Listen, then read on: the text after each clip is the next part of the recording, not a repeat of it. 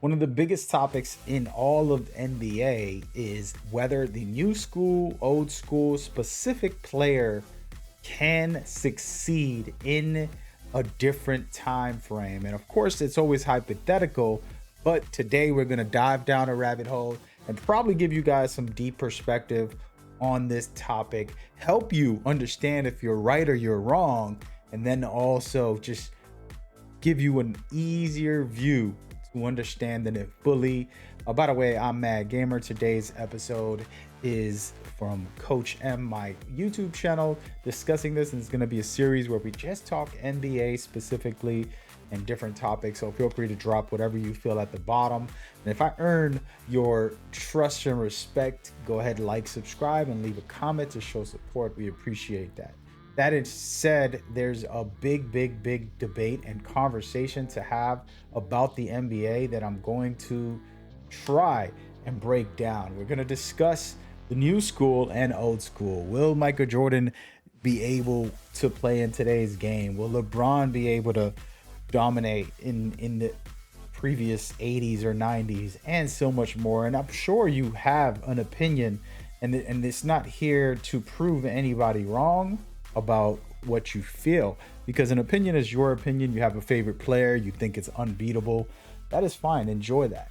But what I'm going to offer is a real deep view to understand this topic in general, more so rather than anything. So first and foremost, what I'm going to do is try to, let's break it down. If LeBron James was in the 70s, where you can see here, they played in cages. They were more physical.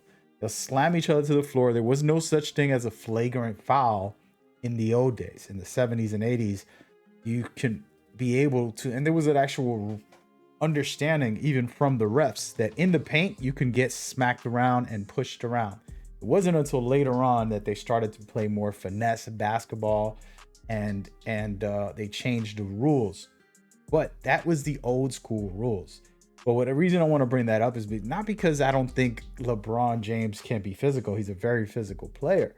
What I'm trying to explain is these were the standards, unlike today's day. On top of that, what bigger thing to get perspective on, and again, I'm not here angling for one side or the other, because this is going to be very important to listen to both sides.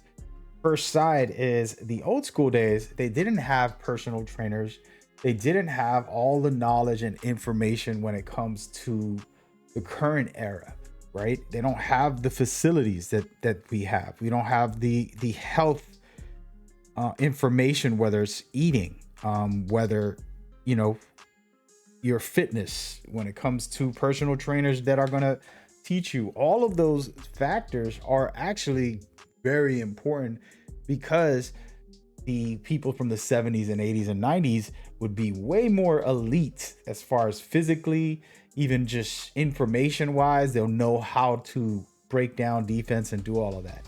So the idea that an old school player comes into 2023, they will be updated. They will have this information. They'll be able to adapt. And now if you went backwards and took a new player, like let's say LeBron James, brought him over to the NBA in the 70s, he wouldn't have the technology or information that he does today. He wouldn't have the physical trainers and all of the different things that make him have the longevity or have the athleticism and all of that. He would be much like the rest of the guys that were there, just playing, figuring out what is basketball, because they were creating the standard at that time.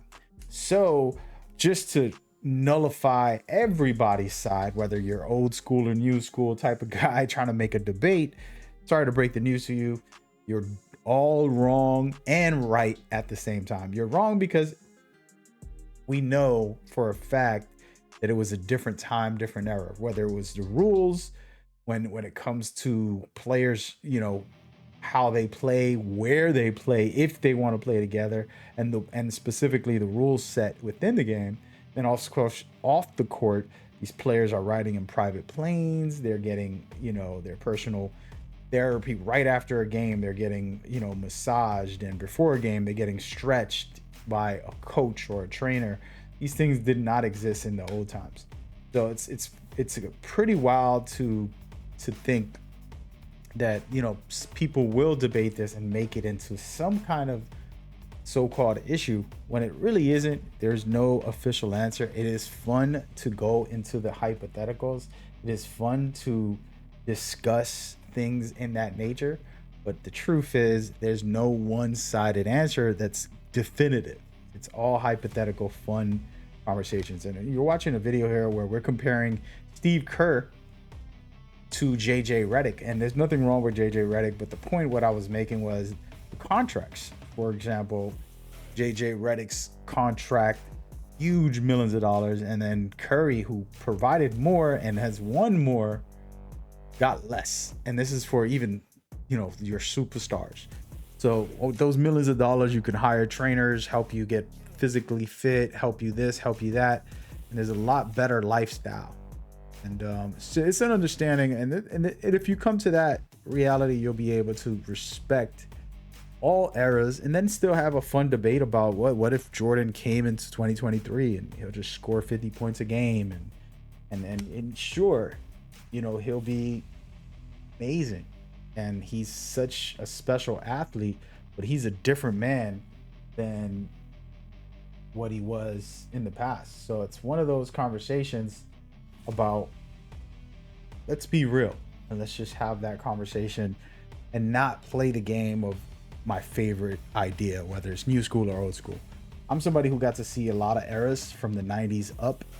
So I'm already 3 decades in of the NBA, and I've heard all the debates, and I missed out on the 70s and 80s, but there were some talented guys. Like, you look at this Sky Hook here, you talk about a skill that was unstoppable. Till this day, that's one of the most unstoppable, and it was just a natural gift. He didn't learn it because he watched a highlight film or anything like that, or a coach trained him. That's something he mastered. This is the kind of thing in the NBA that is, you know, intangible. Some of these players just have talent, and you can, you know, say what you want, but the natural talent is always there. It's a special thing. And today's topic, you know, is more so just a fun discussion. With this in mind, if you're open-minded and you stood for this whole video, please tell me what do you think is close to a definitive answer. And what I mean by that is, what is, like, okay, if Jordan came and he was drafted and went through the process of learning basketball in today's day, because in the old days, for example, Michael Jordan, they didn't have a 3-point line when he started. And then when they did have a 3-point line, the coach will bench you if you shot 3-pointers a lot. So in the old days, you're supposed to drive and try to get fouls to get easy buckets. That's why they call it free throws. You're supposed to drive for the high percentage shot. And if there's nothing left, and you can shoot that 3. And that was the old mentality. In today's day, they're like, shoot the 3, and then if you have to, do a layup. And that's unfortunately the way the game is played, but that would mean Jordan would play much different, and he'll be a different type of player.